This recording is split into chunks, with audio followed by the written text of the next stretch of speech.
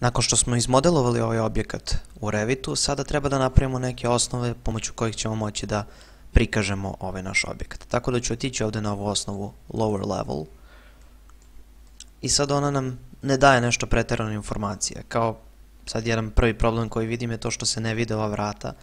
To je zato što je ovdje u ovom view range-u namešteno na 210 kako bi vidjeli ove prozore. Sad ćemo to smanjiti na 120 na primjer. Kliknut ću apply i ok i sad se vide naša vrata. Nakon što smo to uradili, sad treba malo da predstavimo prostorije u ovoj našoj osnovi, treba da obeležimo koje su prostorije, kako se zovu i da napravimo neku legendu na kojoj možemo na primjer preko boje da prikažemo koja je koja osnova.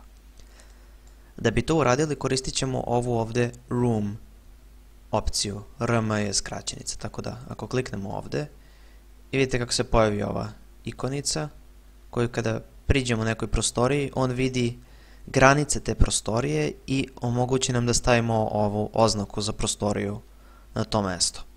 Ali pre nego što to uradimo moramo da vidimo gde su granice prostorije. Na primjer vidite ovdje kako je ovdje ista prostorija i ova dnevna soba i ovaj ovdje hodnik. Mi želimo to da odvojimo. Sad kliknut ću escape i otiću ovdje do ovog room separatora. To je komanda koja služi da mi linijama odvojimo prostorije. To su linije koje se neće vidjeti na modelu, ali će služiti da pomognu Revitu da vidi šta je prostorija, a gde su granice između prostorija. Tako, kliknut ću ovdje na room separator i povući ću ovako liniju između ova dva zida i kliknut ću escape. I sad, ako ponovo uđemo u ovu room komandu, vidite kako je sad jedna prostorija je ova dnevna soba, a druga prostorija je ovaj ovdje hodnik. I još nešto važno kod obeležavanja prostorija jeste da kad selektamo neki zid i ovdje u properties panelu vidite ovo room bounding i to je čekirano. Ovo room bounding znači da ovaj zid ima svojstvo pregrade prostorije, odnosno na ovaj zid pregrađuje dve prostorije, a da nije samo neki enterijerski element. I sad da bih vam demonstrirao kako to funkcioniše, ako odem ovdje na room, vidite da su ova dva plakara odvojene prostorije. Ako sad selektujem ovaj zid u sredini i odčekiram ovo ovdje i kliknem apply, odem na ovaj room i vidite kako on vidi sad ova dva plakara kao jednu prostoriju, pošto ovaj zid u sredini više nema funkciju pregrade prostorija. Na primjer, sad ću ovo ostaviti tako, pošto ću ovo tretirati kao jednu prostoriju koju ću nazvati, na primjer, Orman. Tako da krenut ću ovdje sad sa room komandom, obeležit ću prvo dnevnu sobu, spavaću sobu, hodnik, kupatilo i ovaj ovdje ormar. Prvo ću selektovati ovo, dvokliknut ću i napisat ću sad dnevna soba. Kliknut ću enter i na primjer upisat ću ovdje broj 1. Zatim dvokliknut ću ovdje, napisat ću spavaća soba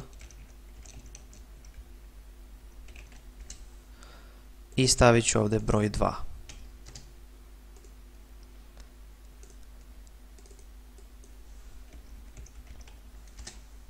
Hodnik će nam biti broj 3. Kupatilo.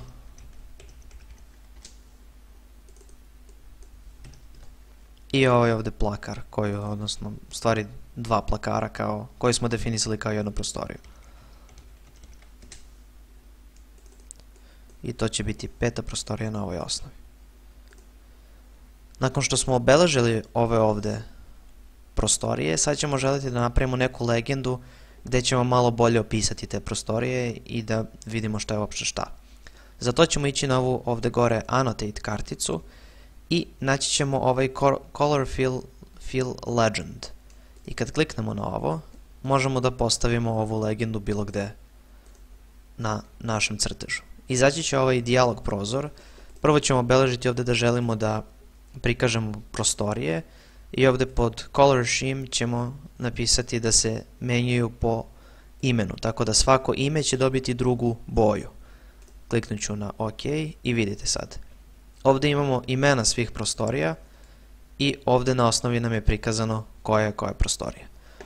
On je generisao neke svoje određene boje koje generalno izgledaju dosta dobro, tako da ovako možete veoma slikovito da prikažete raspored prostorija na vašoj osnovi.